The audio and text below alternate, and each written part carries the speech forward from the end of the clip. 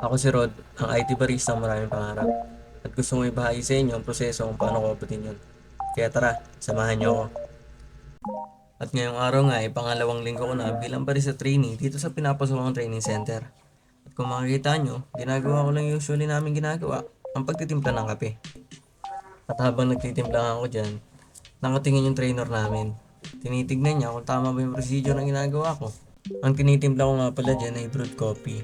At ang method o procedure na ginagawa ko, ginagamit ko, ay manual brewing.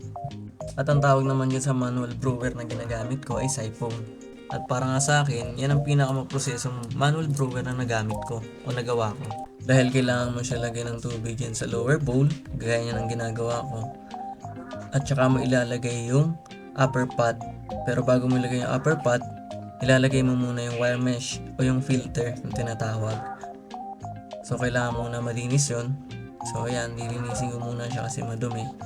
So pag nalinis mo na yon, ilulusot mo siya dun sa filter pipe na tinatawag o yung mahaba na yon na ilulubog mo dun sa may tubig sa lower bowl. Tapos i-hook mo yung bakal doon sa may filter pipe. Kailangan nakasentro siya sa gitna. Ayan. Tsaka mo siya i-insert sa loob. Tapos yung rubber gasket ang mag-hold sa kanya. Diyan. Tapos tsaka mo siya lalagyan ng alcohol lamp o yung apoy sa ilalim. Tapos aantayin mo siyang kumulo. Pag kumulo yung nasa ibaba niyan, aangat siya. Aakit yung tubig sa taas. So, dahil malakas yung aircon dyan sa training center namin, kailangan kong harangan ng pitcher para hindi gaanong mahanginan yung apoy para mabilis umangat yung tubig sa taas. Ayan, tinitignan-tingnan ko lang siya. Tapos sisilip yung isang kasamahan dyan. Kasi ang tagal na sa akin, sa kanya tapos na.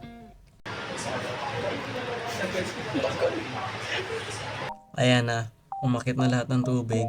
Kumukulo-kulo na siya. Nasa taas na siya. So pag umangat na siya, ilalagay mo na yung ground coffee o yung ground beans sa taas. Tapos hahaluin mo siya. Tapos antayin mo siya, tatimeran mo siya ng 1 and 45 minutes. Tapos tatakpan mo siya nun, upper lid ang tawag doon, yung takip na yun. Tapos aantayin mo lang yung 1 and 45 minutes. Pag natapos na yun, tatanggalin mo yung takip, yung upper lid. Tapos hahaluin mo siya 5 times. Tatanggalin mo na yung apoy, tatakpan mo. Tapos aantayin mo siya mag-cool down. Kusa siyang bababa ulit dun sa lower bowl. Tapos, tsaka mo natatanggalin yung upper pot. So, uga-ugain mo lang yun para matanggal mo kasi sumikip siya. Nagkaroon siya ng pressure kasi dun sa ilalim. Uminit siya yung rubber gasket. Sumikip. Tsaka mo isasalin yung kape doon sa tasa mo.